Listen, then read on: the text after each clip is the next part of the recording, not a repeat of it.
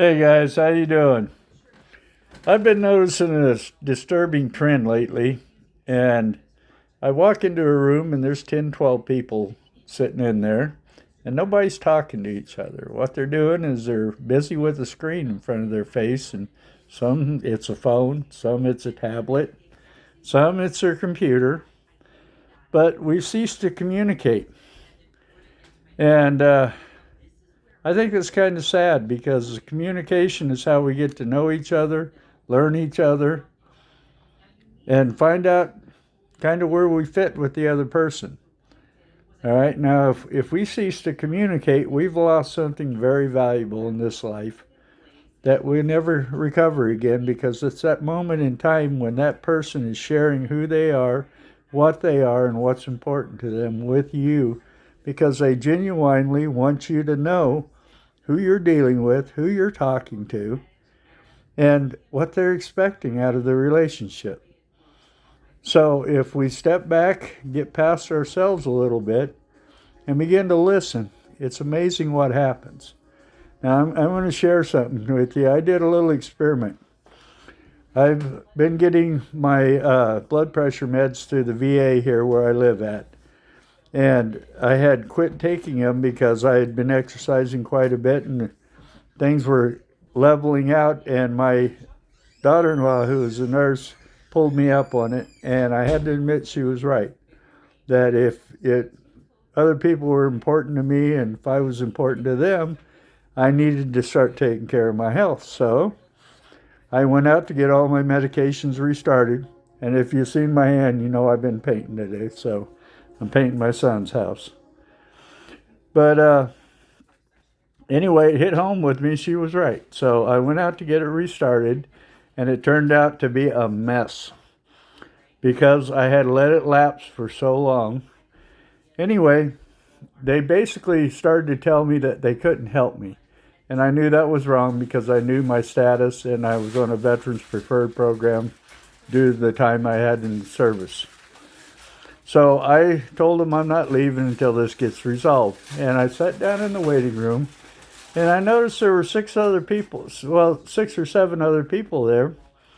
Nobody was communicating. They were just sitting there bored, angry, waiting for something to happen so they could get their problems worked out or figured out or get their medications. So I decided to do a little experiment and I started a conversation. Well, that conversation ended up including everybody by the time we were done, and it took about 4 hours for everything to evolve and resolve. In the end, every one of those people stopped and thanked me for starting that conversation as they left. And I realized something. People are missing something that they don't even realize they've lost, and that's the ability to invest in another person and have that person invest in them and share some time. So there's a poem I wrote years ago, and I think it has some pertinence to what's going on today. And it's just simply, this one is a published poem. It was published in Hearts on Fire, Volume 3 by the American Poetry Association in 1986. And at that time, I was a little prolific in writing poetry because at the age of 12, my older brother introduced me to some of Rudyard Kipling's work. And it ignited something inside me, and my thought was, if you can do this with words, I want to do this. And over time, I've written some things that I think are pertinent. And I shared one in the last video in the vocal minority. All right, but I'm looking at us as a society and as a whole. And through what we've come through in this country here lately, and all the division, all the infighting, the one thing we have ceased to do is communicate with each other and just share our hearts, not our political opinions, but share our hearts and just find out where the other person is in this life. So anyway, just food for thought. Here we go. It says, personal feeling unveiled and displayed with wisdom to a heart that is pure is received with grace and set in its place as valid, nowhere and secure. For encompassing all, though they be great or small, is the need to be known from within. But if a man fears reprisal or blatant denial, there's no foundation from which to begin. For words can't express the mounting distress of a man who can care but not show. The feelings implanted, if often recanted, to a place where they then cease to grow. So hear well, my brother, God gave us each other, so we know the gift of a friend. So do not impair your ability to share. Some chances do not come again.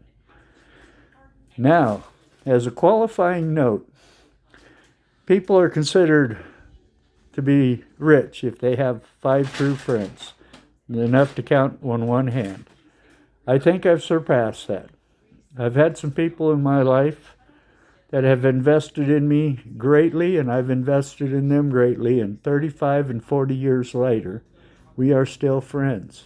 And that has not changed as far as the depth of the friendship or our willingness to help each other. Now, there's a thing called reciprocity. When a friend calls in need, you answer that call. And when you're in need, that friend will answer that call. All right? And we no longer expect that of each other. And it's sad to say, but we have gotten so caught up in distractions, in our screens, in our hobbies, per se, that we've forgotten to be invested in each other as human beings and just people.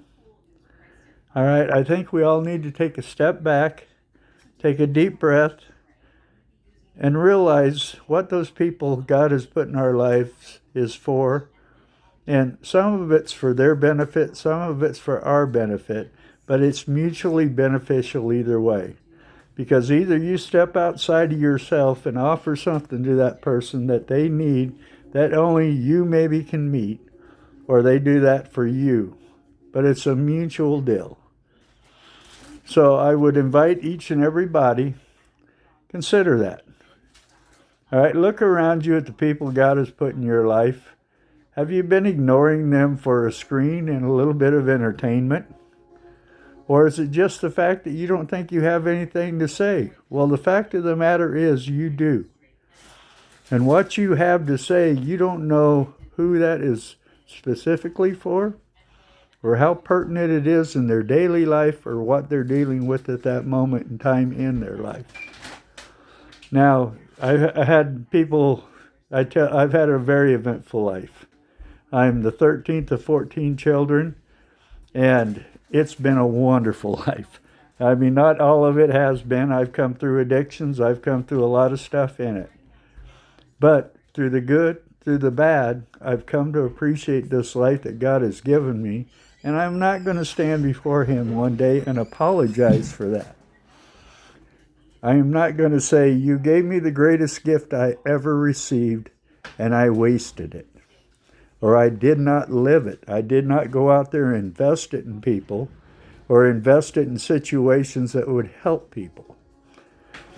All right, this may seem a bit fuddy-duddy to you, and at 63 years old, I really don't care if it does.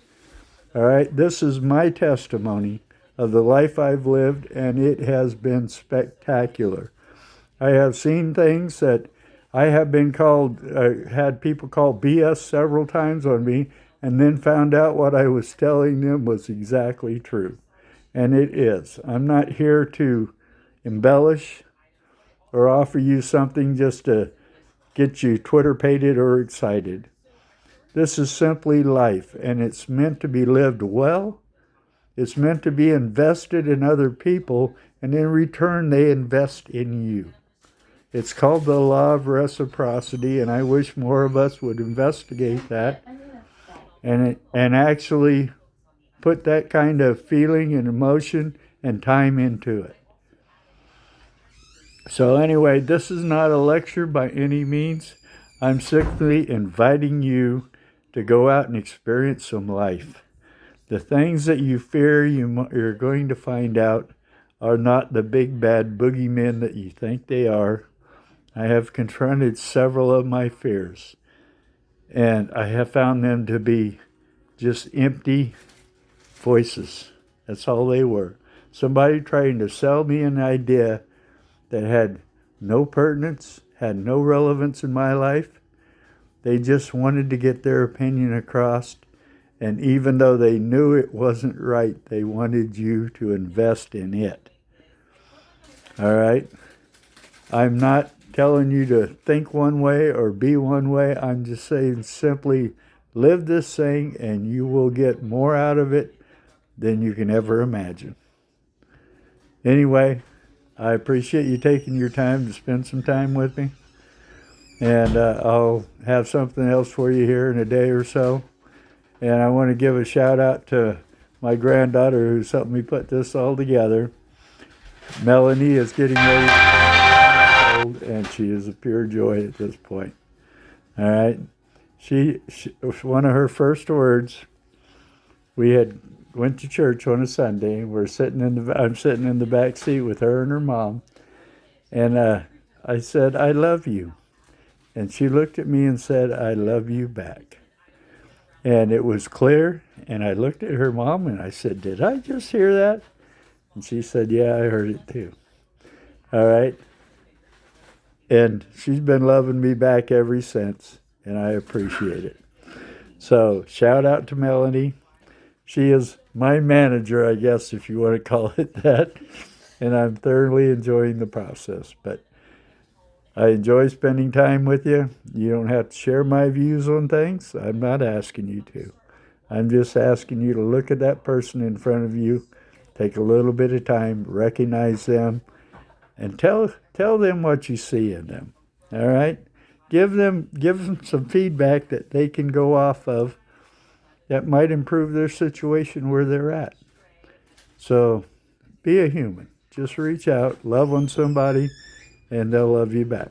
They're not in every case, but 90% of the time, you're going to find some good things coming out of it. So plant the seed and watch it grow. We'll talk at you later. Bye-bye.